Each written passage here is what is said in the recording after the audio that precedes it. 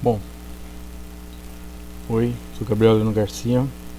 Meu tema é Zero Shot Learning e eu vou apresentar sobre Zero Shot Task Classification.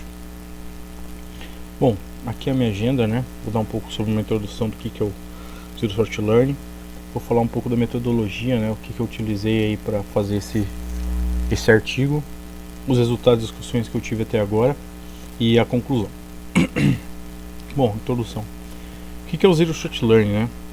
O Zero Shot Learning, né?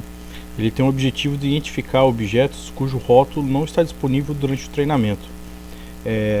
Ele nada mais é do que a capacidade de detectar classe que o modelo ele não viu durante o treinamento. Esse tipo de aprendizado ele se assemelha muito, né, à nossa capacidade de, como ser humano, de generalizar e identificar coisas que a gente não teve uma supervisão explícita. Um exemplo prático disso aqui é uma criança conhecer, por exemplo, um cavalo, né? E ela, por exemplo, não conheceu uma zebra.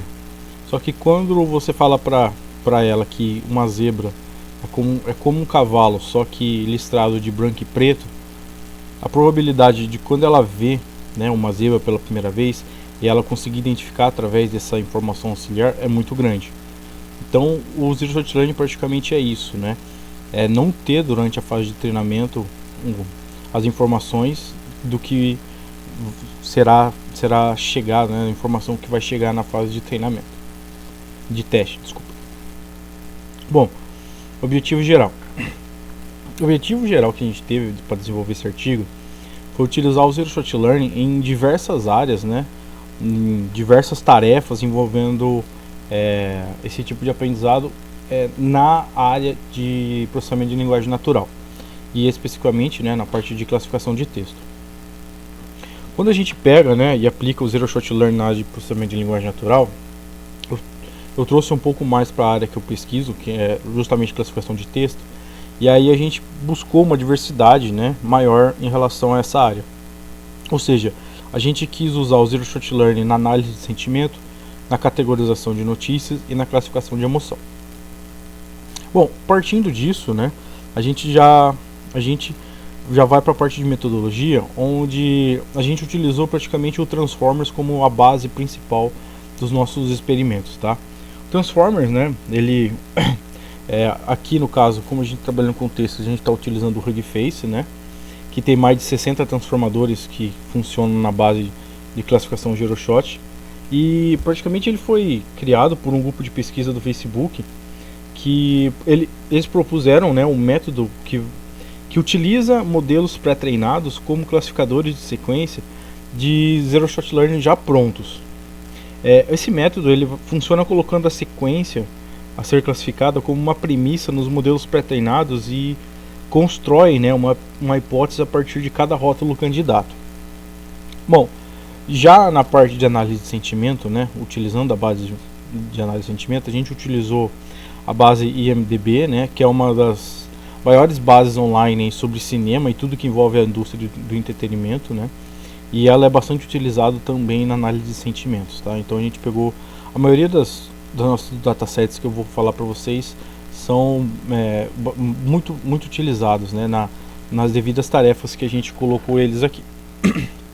Bom, em relação à classificação de notícias, né, a classificação de tópicos, a gente utilizou o AG News, né, que ele tem uma coleção gigantesca de mais de milhões de dados, porém existem outros subconjuntos, né? E a gente utilizou esses subconjuntos, né, para não ter tanto processamento assim. Porém, a gente obteve resultados satisfatórios, né? E ele tem algumas subcategorias principais, né, que eu vou falar um pouco mais para frente.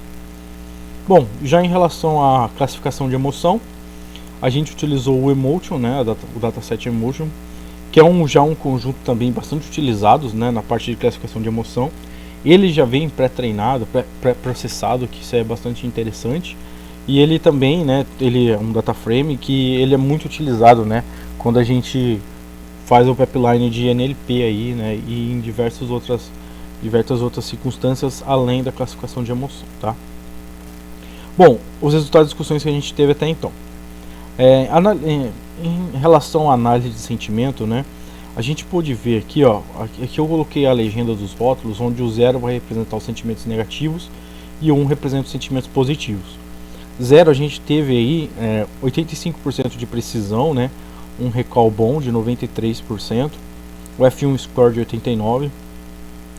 Já em relação aos sentimentos positivos, tivemos 92% de precisão, isso é bom.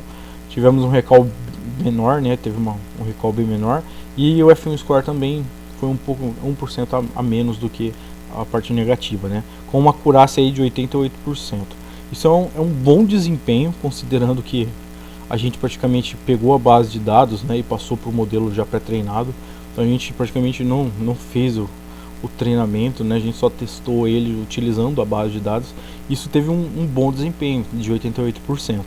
Nisso a gente está utilizando 2 rótulos, né. Quando a gente já passa para 4 rótulos, a gente vê que ele cai um pouco, né, a acurácia dele a gente pode ver que ele já vai cair para 64%. Porém, né, ele tem uma alta precisão no rótulo 1, que corresponde a esportes. A gente analisando os textos, a gente percebeu que a maioria dos textos de notícias em relação ao esporte eram bastante específicos, né? Isso pode ter ajudado nessa parte de precisão. Justamente também na parte de ciência e tecnologia, né? De mundo ele envolvia mais uma abrangência maior, né? E a parte de negócios também. Bom, e ele teve um resultado de 64%, que é um resultado satisfatório, se a gente levar em consideração que a gente não teve nenhum dado aí de treinamento, né? Agora, quando a gente aumenta mais um pouco ainda, agora trabalhando com 6, né? Com 6 rótulos, aí o resultado é bem diferente, né? A gente pode perceber aqui que o resultado foi de 0,38% de acurácia, né?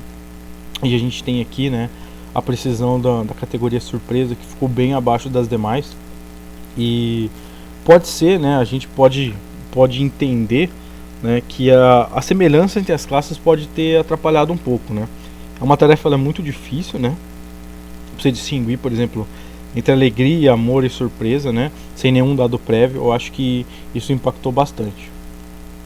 Bom, a conclusão que a gente chegou até então, né, é que a gente pode ver que a classificação de texto Zero Shot, ela teve resultados significativos em relação à análise de sentimentos e a categorização de notícias.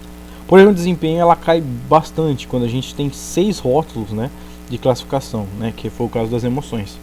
E por ser uma tarefa bem mais difícil que a demais também, né, eu acho que isso também impacta, e sem nenhum dado prévio, né, como eu tinha dito, acho que a similaridade entre as classes pode ter atrapalhado um pouco, né, e como a gente não teve nenhum dado prévio, eu acho que isso impacta bastante, mas isso mostra a capacidade que o Zero Shot Learning tem, né, isso é bastante importante da gente salientar, né, porque a gente não utilizou nenhum dado para treinamento, a gente só pegou um modelo pré-treinado e utilizou os testes aí.